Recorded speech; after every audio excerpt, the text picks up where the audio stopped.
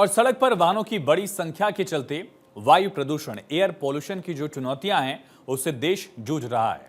लेकिन इन सब के बीच सबसे स्वच्छ शहर देश का इंदौर ने आज नो कार डे मनाया।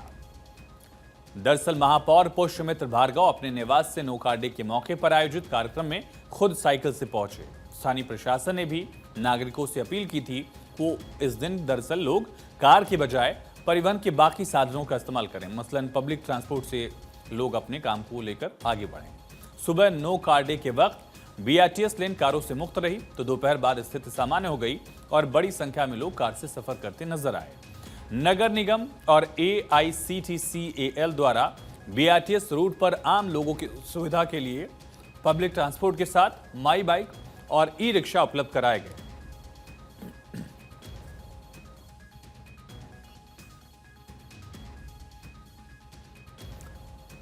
तो सुबह कुछ ही घंटों बाद अधिकांश चौराहों पर रोजाना की तरह कारों की लंबी कतारें लगी रही।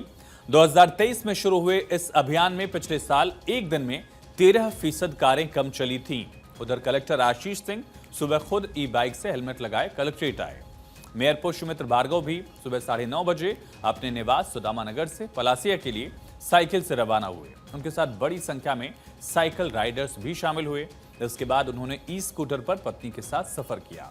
बाद में उन्होंने MIC सदस्यों के साथ ई बस से दूसरे कार्यक्रमों में पहुंचकर अपना काम पूरा किया।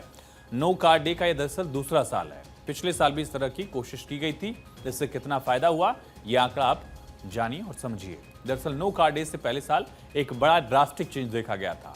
पिछले साल इंदौर शहर की सड़कों पर 12 से 13% कारें कम चली थी। इस तारीख पर नो कार डे से करीब 80,000 लीटर ईंधन की बचत हुई थी।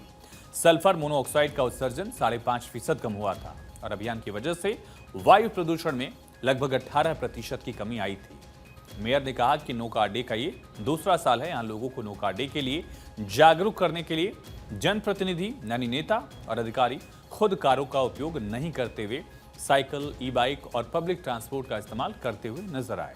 इन सब के बीच ये संदेश भी पहुंचा कि कारों का उपयोग एक दिन के लिए न करें। ये पर्यावरण की दृष्टि से काफी लाभदायक रहेगा। पिछले साल भी नो कार डे के मौके पर 13% कारें कम चली थी और ईंधन की भी बचत हुई थी। नो कार डे के मौके पर शहर के कई जनप्रतिनिधि अधिकारियों ने कार की जगह पब्लिक ट्रांसपोर्ट और इस तरह से साइकिल और ई व्हीकल्स का यूज किया। इसमें तमाम बड़े अधिकारियों के नाम भी थे, मसलन RTO से लेकर कमिश्नर और कलेक्टर तक का नाम इसमें शामिल है, जिन्होंने इस कोशिश को कामयाब बनाने में अपनी सहभागिता निभाई।